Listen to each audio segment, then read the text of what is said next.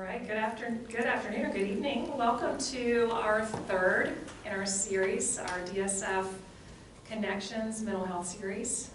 For everyone who's watching, if you want to go back and check out the first two, we had Matt Bitsko with Summit Emotional Health come on the first night. It was amazing, check it out. And then our second program was with Side by Side. So welcome, and please check out these resources if you would like to. And tonight we have our friends from Cameron Gallagher Foundation. We have Sarah Janes Gobble and Claire Norman with us to talk to us about the organization. And the title of their talk is Mental Health Toolkit for all of us.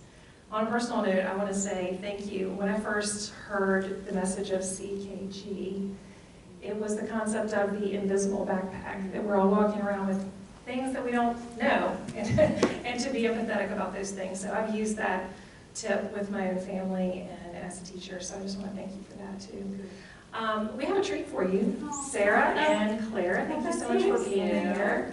And I'm going to go ahead and turn it over to you, Claire. Good. Well, thank you so much, and thanks to the Freeman community. And I was thinking about really how to open up tonight, and it's really a personal thank you from the bottom of my heart, because when Cameron Gallagher was here at Freeman in 2013-2014 school year, this was a place she found some groundedness. She found some roots, and she even called herself happy for the first time in a really long time.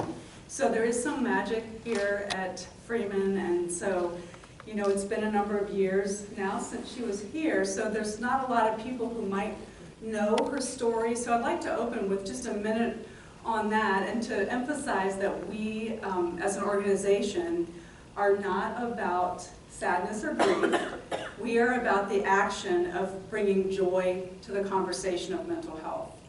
And we know that Cameron is exactly what she wanted when she designed her Speak Up 5K event. But it wasn't always like that for her. She suffered her whole life with anxiety and depression, very acute levels. She was outside of the spectrum of normal teenage anxiety, which I don't know if we even know what that is anymore. And but for her, truly, she had diagnoses, she had doctors and a great support system, but she still suffered in her own way with mental health challenges. And what she came to know about her own journey through her pre-adolescent time, and it did get worse around puberty, and then a little, you know, kind of beyond, like things get hard when you're 14, 15, 16 anyway. But she finally came to the realization, I am not depression, I have depression. And so she created kind of a separation between what she battled as challenges and who she was. And I admire her for that, and there's another reason I do. Cameron was my niece. And so I got to have the great joy of doing some private mindfulness and yoga with her to help ease stress in the moments. And there were so many moments for her, just like you and me. And Freeman was also another solution. So thanks to this community, and thanks for inviting us here. And you know, our #1 outreach is to erase the world of stigma around conversation. The resources that we gathered with Sarah Janes Gobble and our team are original content vetted by, one of the psychologists is Matt Bitsko. He takes a look at all of our stuff, he's on our board. And so just know that we are workers, professionals, mothers, daughters, friends that have seen life from the same lens that you as parents have seen. And we are just have a lot of passion around having some human connection around this topic. And so tonight, luckily we have this chance to connect, you know, at a later time over recording, but I think the folks in the room were meant to be here, and I'm just happy we have some of that opportunity to connect in this live event. So come to some more of Freeman's wonderful offerings like this. It's what we're missing in life. So. Excuse me, I get so excited, I get dry mouth. So, but what I'd like to do, so, you know, we talked about our topic is around mental wellness toolkits. And so that's what we've designed on that education side. It's not, the stigma reduction is about being open and owning your own story and actively listening to others. and knowing that it's never going to always be comfortable to be in that space of an exchange that can be difficult, but we only grow when we're uncomfortable. We only get more empathetic and compassionate when we rub up against pain, your own or others. So the education side are true coping mechanisms that we've researched and gathered and prioritized. But these toolkits for us are, just like we mentioned the invisible backpack, they are always with you. And they will always be available. What we want to do tonight is just point out a few that you have available to you all the time. And of course, I'd like to suggest that you take a look at our toolkit offerings on our website, because not only are they used in school settings, but families have requested access to these kits. They just bring on great conversation and sharing. They are all chock full of videos from local influencers. We have our dear Mike Rhodes, who's moving on to Penn State, but what a hero for us here in Richmond, does a wonderful opener to one of our kits about how he coaches his players on the mental health aspect of basketball. So really it's everywhere. We have the poet laureate Roscoe Burnham's, the first poet laureate from Richmond, opens another one of our kits on resilience.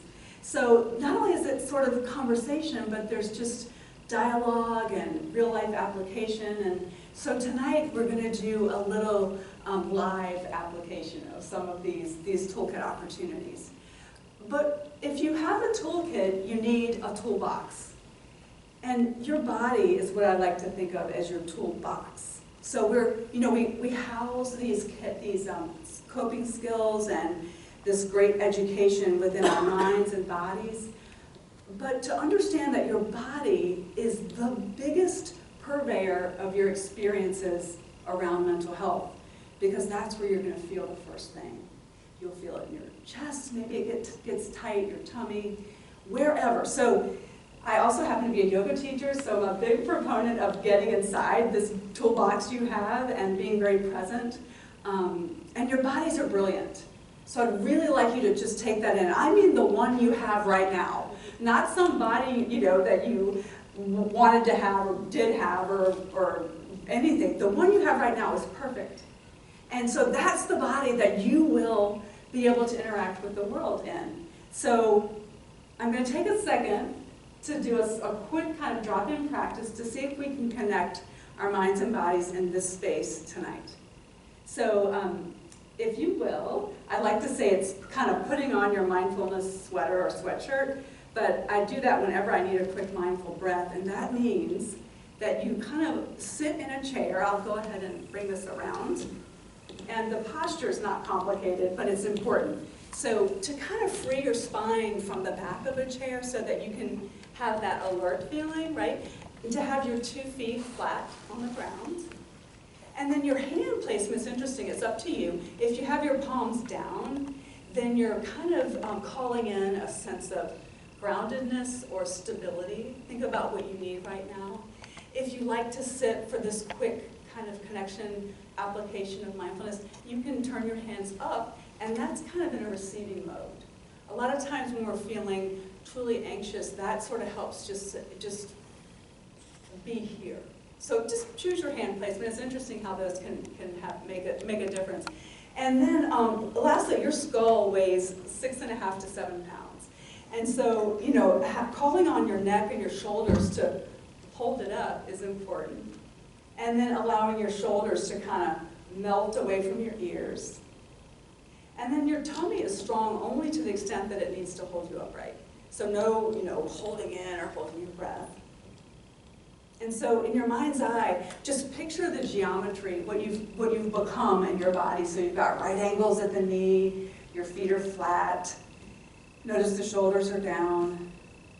And then if you're comfortable just allowing the eyes to close for a second, notice the temperature of the air as you breathe normally. Don't change a thing, just breathe. And this breath is the biggest connector we have. We share it all of our living days. And we are all doing it, whether you're awake or asleep. So just experience a breath for exactly what it is. It is a nourishing transportation of oxygen, feeding your beautiful organs with the requirement of O2. So that breath is so beautiful and available. And so for just 3 seconds, take an inhale with your mouth closed.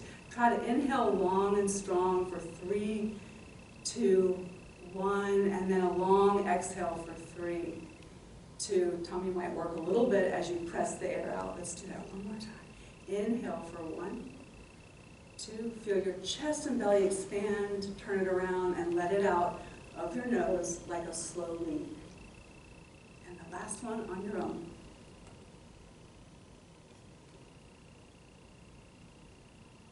And then just kind of blink your eyes open and just notice if maybe your mind, the madness in your mind or the monkeys in your mind might be settling down a little bit. And if they're not, you've still opened the doorway to that opportunity. So just a moment. And I'll tell you, Harvard Business Review did a study that in 2019 that in the US, usually 80 to 85% of the time, your minds and bodies are not in the same space, which means 85 to 90% of you are listening to nothing that I'm saying because you're somewhere else, right? You're somewhere else. And just knowing that kind of helps you see what is the opportunity I can be connected right now, because you can't make your dinner. Well, if you're at home, you can make your dinner right now. You can't go get gas right now because you've committed to this.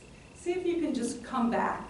And that's the work. It's coming back to the breath in every moment. And Cameron had a lot of aha with that. She kept saying, wait, what am I doing? I'm like, you're doing nothing. Isn't it marvelous? So just that breathing exercise may have taken 15 seconds. Let's see, 3, 6, 9, 12, 15. Okay, I was wrong. But 3 up, 3 down, 3 times. And so we're all here together. Your body is brilliant.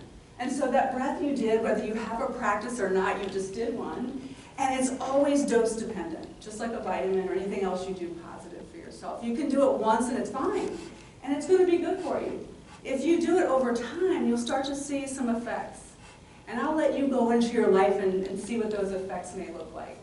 And I guarantee you they'll be profound.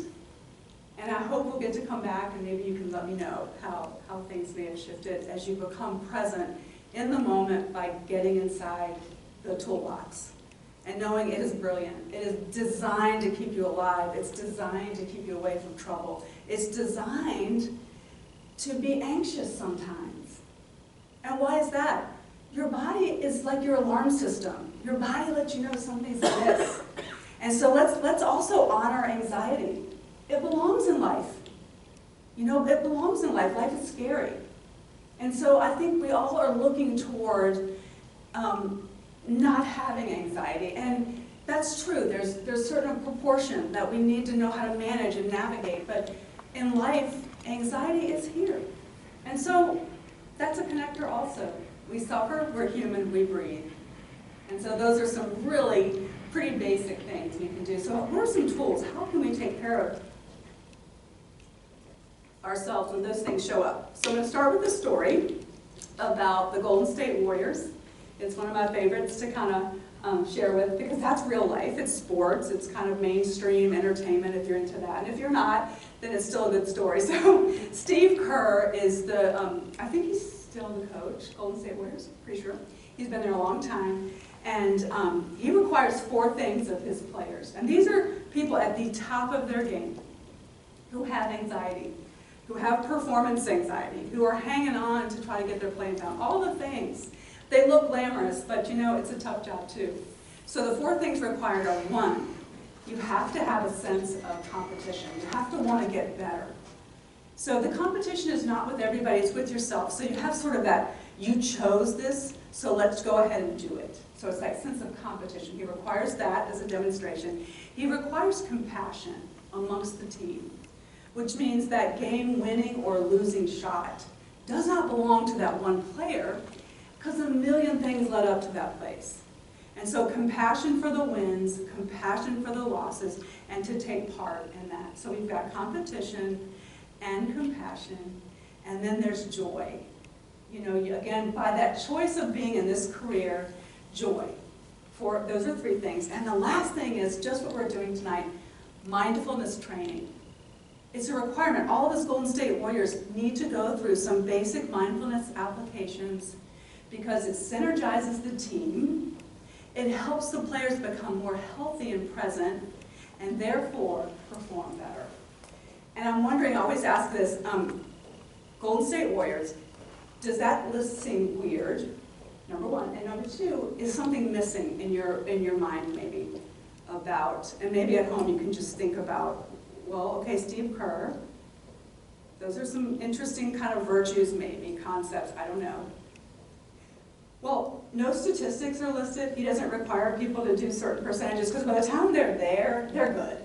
You know, he's not bothering with the stats yet. But they're the winningest team in NBA history by a lot of measures. You know, there's a lot of ways to measure kind of winning teams and things, and it's not just wins and losses, and they hold that. But player retention, you know, reported satisfaction. So they are the winningest team in NBA history, and you can Google anything I'm saying tonight because we all know Google's a verb. So, because all of it is certainly true. So it's really everywhere. It helps us all through things. It helped Cameron, and it will help your family. Because when you're present with your children or present with other teens or their friends in your life, you're going to notice and pick up and see and perhaps not impulsively react but respond to how a situation might be unfolding. You're not always going to have control, but you're going to at least be able to have an effective participation by being present.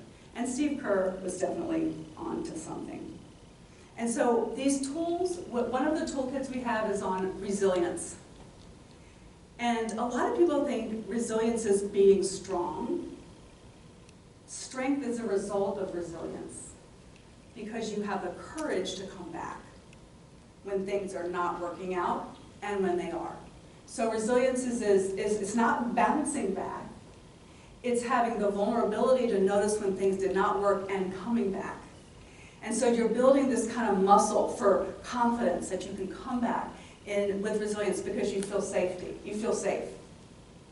You feel safe. And so in real life with parents that work, the most successful teams that perform, and these are a study that was done, I want to say it was 2018, by 250 CEOs and their teams all across the US. And the one component of the most successful teams was a collective experience of psychological safety. And that means you are not afraid to be wrong, and you're not afraid to speak up. And there's one of our mantras, speak up. And so that psychological safety, how is it nurtured? There's kind of a presence that's expected before meetings. There's kind of a moment before you send an email and kind of think through things. And so these leaders and managers that cultivate a psychological safety and are willing to laugh have the most success with output, synergy, and retention of employees. And that can happen only if you're able to see things exactly for how they are. And that's what happens to teens. They have this thought trail that goes so far out of reality because they have hurt feelings. I say they because I still tell people, I think I'm still in middle school, by the way, things bother me, or, you know, I get my feelings hurt or whatever. But think about that group message that your son or daughter may have been left out of that has caused a huge sense of sadness. And your child, I guarantee you, is probably thinking, she doesn't like me, she thinks I've talked to her boyfriend the other Friday night or whatever, and I really wasn't. I was just asking him a question about something else, but then so-and-so saw me, I know she doesn't like me, or all the things. And the reality is, that person could have forgotten. But the reality is also it doesn't matter. It doesn't matter. Hurt feelings hurt. And the more we know in our toolbox how to metabolize them, it just opens things up for the possibility of not being as bad as what your mind is telling you. Hurt feelings hurt. And how do we know that? Let's talk about our body for a second. That's another hit, stress awareness. Stress awareness. That might sound like an odd concept, but what is stress? And what does it feel like for you? So the physical experience of stress is a number of things. I wonder if anybody wants to say in our small group here, what happens to you physically when you feel stressed? Heart races. Heart races. Hard time sleeping. Sleep issues, yes. Headache. Headaches. Anybody get a stomach ache? Well, there are reasons for all of this. This is how you know something's amiss. And our bodies are brilliant, remember? And they were designed to recognize stress, but our minds are the only things that can put it in perspective. So our bodies don't know if we're being chased by a saber-toothed tiger or gotten left out of a group message. Our bodies don't know the difference. Obviously, to the level, we know that because it's the severity of the stomach ache and such. But our bodies don't know, and the reason your stomach hurts, I just think it's fascinating, is because your circulation shuts down to your digestive tract so that all that blood can go to your limbs so you can run. And that's how we were designed, so that digestion shuts down and we need to get out of the way. There's that fight, flight, or freeze. So that's a moment. A similar thing with headache. So circulation has become very very in the legs and limbs. And so like that sudden change in blood flow can cause a headache. Rapid heart rate. That's also because you think you need to run, you know? And so I think it's fascinating that we were designed in this amazing way to keep ourselves safe. But in 2023, I haven't seen these saber-toothed tigers. And, you know, we don't hunt for our food like we had to. You know, we have Wegmans and all the things. But our bodies don't really know that we're not getting our needs met. So coaching ourselves and our teens to be aware of our environment. Are we safe? Just take a little, you know, are we safe? Do we have shelter? Do we have our access to food and water? And is there another human being with me? And so just to kind of go through a quick battery and then take your deep breath and then maybe let your mind turn on. Let your mind come in then and talk about or help you with what's my next step, rather than I'm here because of all the things, and the negative self-talk. And so having your basic needs met is a requirement in life, and there's a lot we can say about coming together as a community and helping everyone have their basic needs met. But then after we know that, we become discerning, and our brains can then turn on and be effective. So, you know, I mean, I still do it now. Sometimes I'll sit around and not know why my stomach hurts. Like, I can't really have a thought that tells me I'm worried about my daughter who's really suffering with XYZ. But I'm like, my stomach hurts. And then I have to take a deep breath. And I treat it like I'm a scientist or a journalist. Let me ask myself some questions. And then when I get to the moment where it feels like that's when the deep breathing comes and we sense ourselves into what's happening. Many times we have no control over the situation. But we do have control, and this is what I would tell Cameron, over how we might allow ourselves to respond to it. And so stress awareness, one of our toolkits, allows us to kind of see what our body's doing when we're stressed, and maybe we're not as afraid of it. Like, oh, this is a bioreaction to my stress, and it's mine, and it's how I handle it. So how can I then move toward an action of self-care that will ease that physical sensation? And because I am a yoga teacher, I always think there's some positions you can put yourself in that helps to relieve stress. One of the things in that breathing exercise is elongating that exhale to match the inhale. So many times we do this. And so, you know, your grandmothers and mothers and grandfathers and fathers may have said, oh my gosh, Claire, just take a deep breath. Nobody told you how to let it out. And so when you take a deep breath and you all throw up in your chest and the oxygen is kind of caught up here and it's kind of drying your throat out, right? Then if you know to allow it to come out of your nose and just kind of force it to be as long as the inhale, I promise you I do it all the time. I check my heart rate and it will go down immediately. And I've had people test me on this. They'll have their Fitbits on, and you know, I was speaking at St. Christopher's in a similar setting, and the cross-country coach was there, and you know, he was like, dang if that wasn't right. He just kind of watched it. So the first thing is you need to get things settled so that we can then attend to what's happening. And these are tools, free, right there with you. And if we're aware of them and aware of our stress and why we're stressing, then we can then interact with it and perhaps find those useful things that will help. So much of it is shoulders, right? We carry the weight of the world on our shoulders. And so just a simple stretch for that, if you're sitting in a chair, you just kind of need to, a lot of times we all kind of do this, right? We just, oh my God, it's all right everywhere. But, a couple of things you can do that I think are really, especially if we type or read or on the phone, all the things, if you sit this way and bring your arm up, but kind of plug the shoulder right where it belongs, so we're not this way, but we're kind of right where this brilliant hinge joint belongs, and you flex at the wrist where it belongs, and then you just take a minute and just pull back on each finger, and you're going to feel all these muscles release.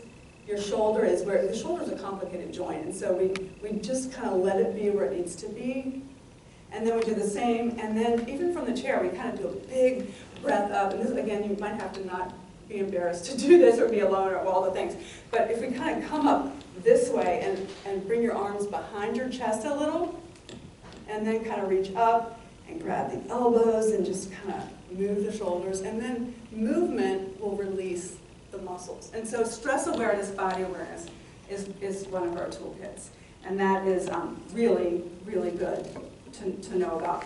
Another practical application, and I'm watching our time, I'll do about a total of 30 minutes, so that gives me about 10 or 11 left. So don't go away, and y'all can't go away, or you would feel bad for me, and that would be good if you felt bad for me right now. So, here's another practice that we have actually kind of facilitated for kids, especially middle school age kids, and it's about tuning in to a certain sense, one sense at a time. And it works really most easily in an indoor way is the sense of hearing. And so, we have our 5 senses, and then there's that 6th one too. But hearing is one because there's so much static in life and traffic, and I even, some of my chargers at home have that white noise, that drives me nutso, and so one of the things about this is not to attach an opinion on the sounds, so let's be aware of that too. So if you'll sit in that with that mindful sweatshirt on, just nothing too straight and bolts like lightning bolt, but just softly lifted. We call it kind of relaxed alert elegance. So we're alert, but we're not stiff.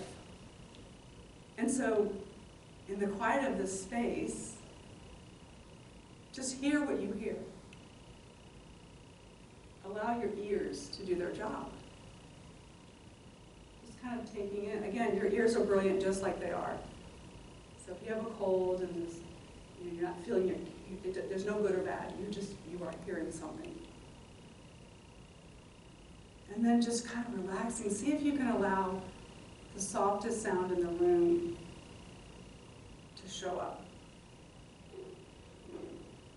You don't strive to hear, it's not a competition. We're just allowing our ears to maybe pick up something in the quiet of about 20 seconds.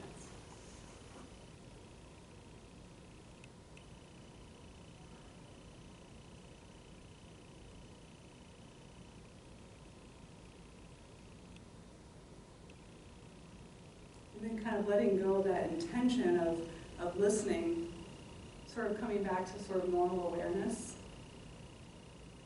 I wonder if anybody, what they might have heard, or if they could name it, something in the room. Airflow back here. Airflow.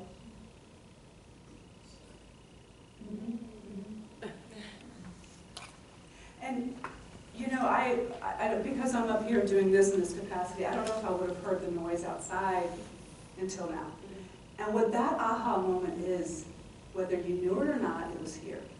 So with awareness, there are things we can't experience.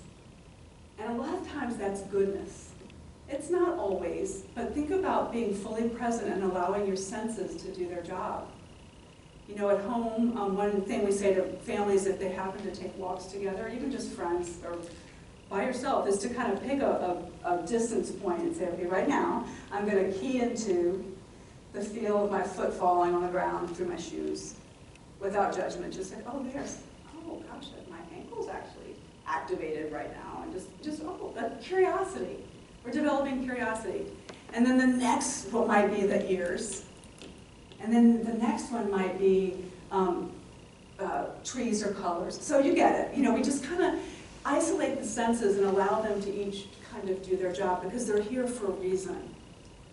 You know, and those of us that might struggle with vision, there's no perfect vision and there's no perfect auditory level. It's just yours. Because that's how you experience stress and life. And so just kind of giving a little bit of attention to that. I wanted to mention one thing. I did not bring the right tools for this, but it's a simple mindful eating, you know, exercise, which, you know, I like to do with blueberries or, because once again, you're not supposed to attach. So if you really don't like them, it'll be over quick, you know. But just noticing like the texture and then when you actually bite, like the feeling of the burst of the fruit and all the things. And there was a study done in 2021 with a group of lacrosse players, male and female. It's called the Dorito Project. And they were doing this exercise with just kind of allowing yourself to have your own opinion about food or anything and kind of not listening to marketing, right? Because that's a whole nother discernment that we can learn when we're more present and mindful. And so it turns out that 2/3 of the high school lacrosse players realize they don't like Doritos. You know, I mean, they're all, you know, it's just interesting. It seems to be a cool thing to get, or the crunch is something that's appealing. You see on, you know, the commercials and all the things. But with this kind of tuning in, it's not just awareness, we tune in to these experiences around us, then we become more discerning. And we become a little more owning of our own opinions and knowing that nothing is right or wrong in that space. It's just yours. And nobody else can tell you it's right or wrong.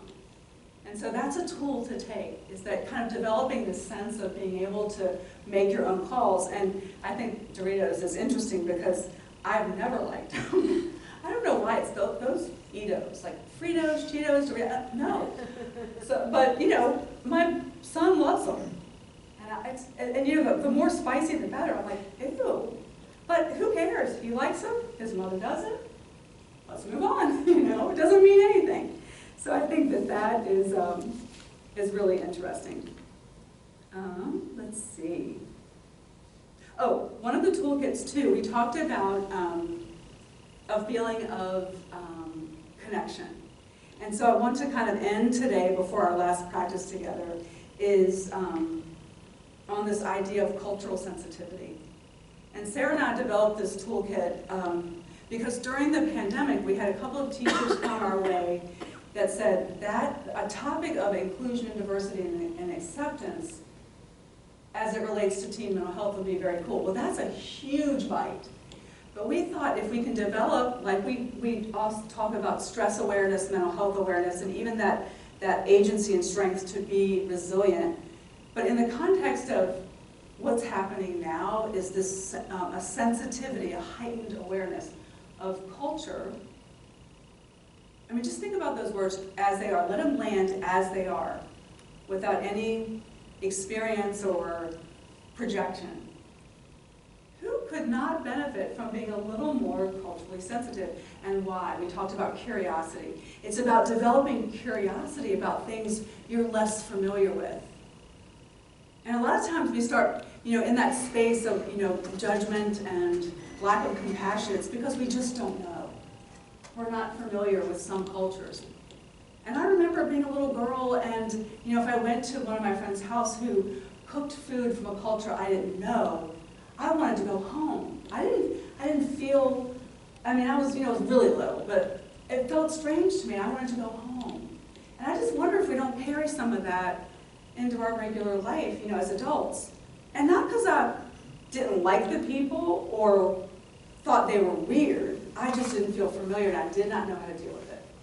And so what we suggest to kids through this particular toolkit is it's about getting comfortable with being uncomfortable, but But it's also about being curious about your own culture. And culture is not race or biologic. It's a set of traditions and behaviors that a certain group of people adopt as a way to celebrate, or a way to mourn, or a way to eat, or a way to dress. And so these are behaviors.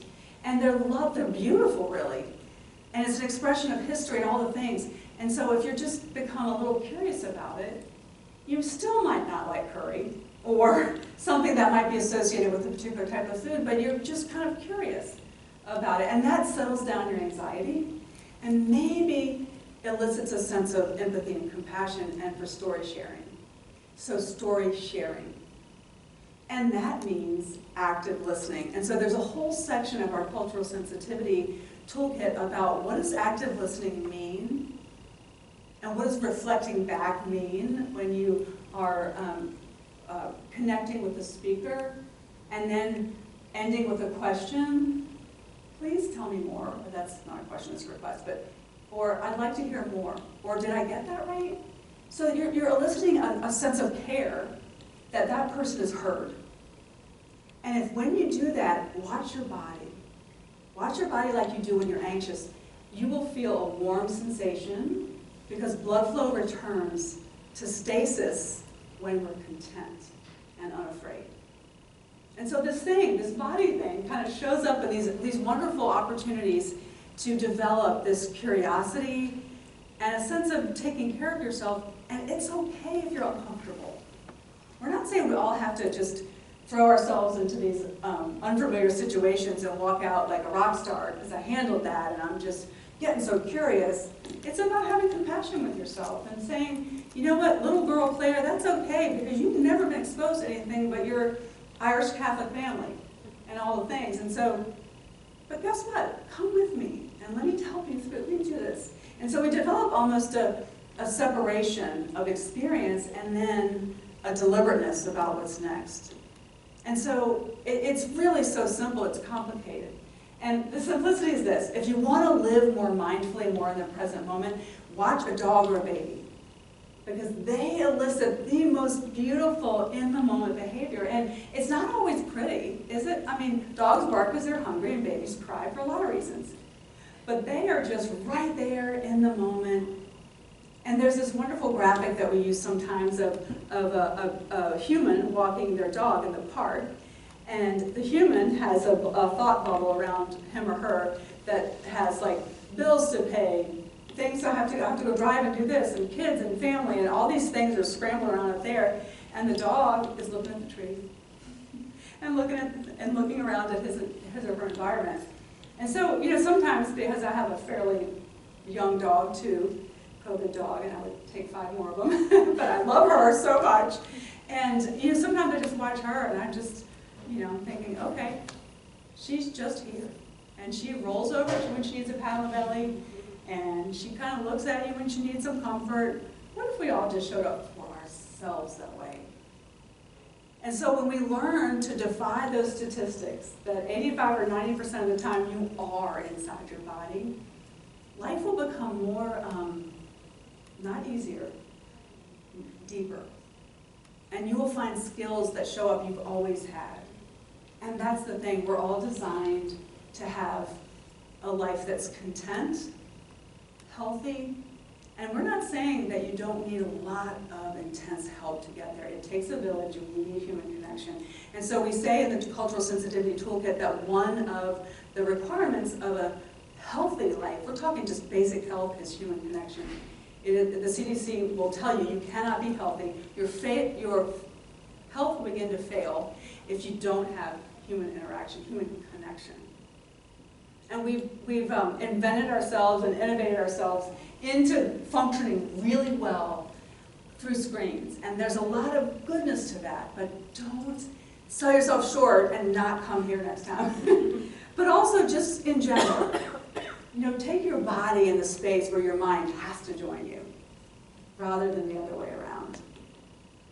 And just one last thing to say, that Cameron and I had a funny moment. So really, you know, she was an athlete also. You might remember she swam here at Freeman, and I do know that they instituted an award for swimmers for a number of years after she died, who elicited compassion and leadership. But it was compassionate leadership. Kids that were able to see when somebody needed something and just go toward it. Because ultimately, that's what Cameron did. She was the one that baked cookies for the friend whose boyfriend just broke up with her. And so she was really, it's good to be impulsively nice, but she had impulsivity in many other ways too. We love her. But we had a moment, so we were doing just a simple, those of you that have done yoga, we're doing a simple like warrior two, and I was just kind of, talking her through the experience of kind of getting into that strong but soft space of what that pose might elicit. And she was with it, and she was with it, and she was with it, and I said, okay, Cameron. And I saw a quick little adjustment she could do to her ankle and her foot to just kind of allow that, she wouldn't struggle as much. That's what we do, we find our adjustments.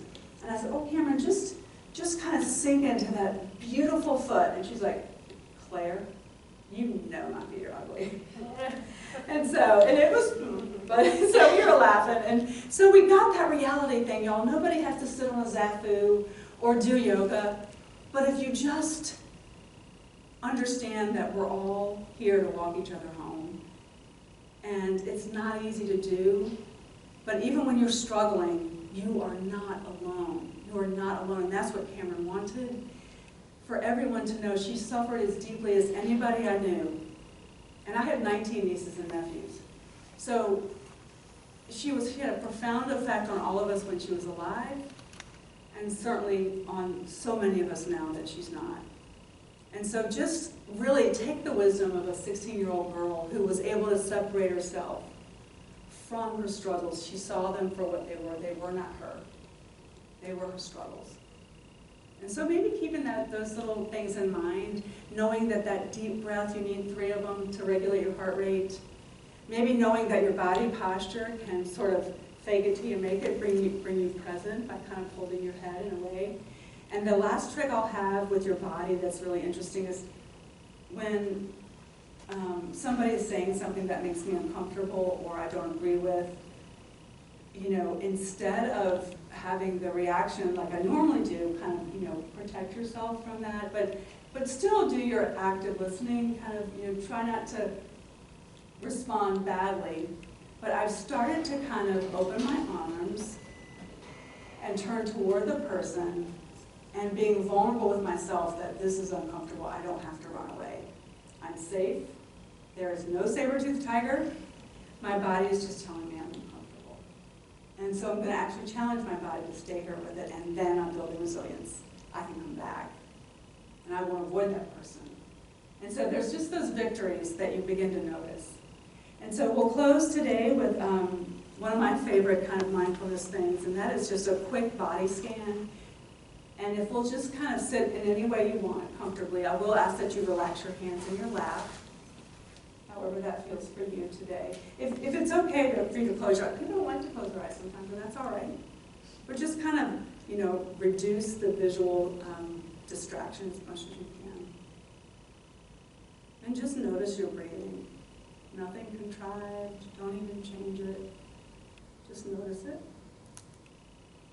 And bring your attention first to the bottoms of your feet, through your shoes, your socks. Maybe you are at home with no shoes on and you're feeling the floor very specifically. And notice that you have these beautiful low leg bones, your tibia and fibula bones that work hard all day long. Just take some moment and notice them. They join your knee to your ankle.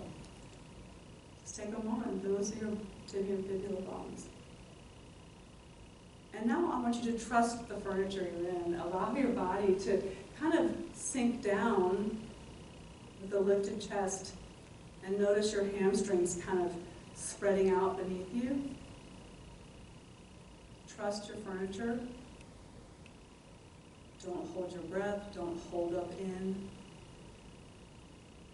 Notice your femur bones, so the heaviest bones in your body, and allow them to rest on your hamstrings. Notice your quadricep muscles folding and draping nicely over the bones of the femur. Notice the soft rise and fall of your belly as you relax and breathe. tune into your hip points. Imagine they might shine out like two headlights. They're right there with you. Notice your rib cage, your chest. Notice your shoulder blades. Maybe they can kind of melt together a little bit like wings, angel wings on your back, and then softly encourage them to melt away from your ears. Notice your upper arm bones, the folds of your elbow, your radius and your ulna bones, your lower arm bones, the many bones of your wrist, the back of your hands, your fingers, the knuckles, the skin of the palms of your hands. Take a moment and notice that in those hands you carry much. Groceries. You might offer these arms up for a hug. These beautiful arms that do so much for us. Notice your neck. What a gift to hold up this heavy 6.5-pound skull. Imagine your earlobes are melting toward your collarbones. Unclench your jaw. Your jaw joint is the strongest joint in the body, and it's located between the head and the heart. So loosen your jaw, hinge of your jaw. Smooth out your eyebrows and your forehead. Notice the skin of your scalp kind of melting into your full body. And just breathe.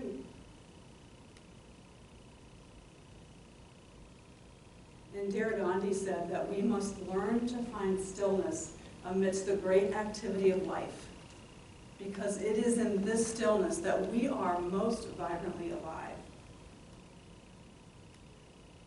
And so in gratitude for the perfect body you brought in today, let's take a moment and open your eyes, and we'll emerge back in the room together tonight. And that is it. So we appreciate having an opportunity to be with our beloved Freeman community, for all you did for Cameron, for what you do for your own community of parents and students, and for inviting us to be a part of that. We do encourage you to contact Sarah, Jane Scoble, with any questions about the toolkits. You can get our user agreement and bring them into your home.